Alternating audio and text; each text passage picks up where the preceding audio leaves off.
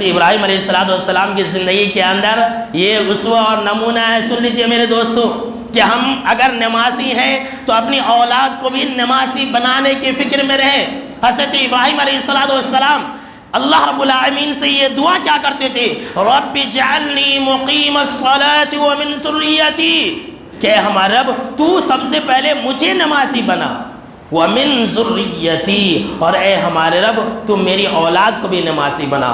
اگر ہم اور آپ نماز پڑھتے ہیں تو اپنے لیے نمازی ہمیشہ بنے رہنے کی دعا کریں، اور ساتھ میں اپنی اولاد کے لیے بھی دعا کرتے رہیں۔ حضرت ابراہیم علیہ السلام کی زندگی کے اندر ہمارے لیے وقت اور حالات کی مناسبت سے اور ایک اسوہ اور نمونہ ہے۔ کتنا بڑا اسوہ اور نمونہ ہے جانتے ہیں؟ مکہ کے لیے حضرت ابراہیم علیہ السلام نے اس وقت دعا کی تھی۔ کیا دعا کی تھی جانتی ہیں؟ رب اجعل ھذا البلد آمنا، کہ ہمارا رب تو اس شہر کو امن والا بنا دے۔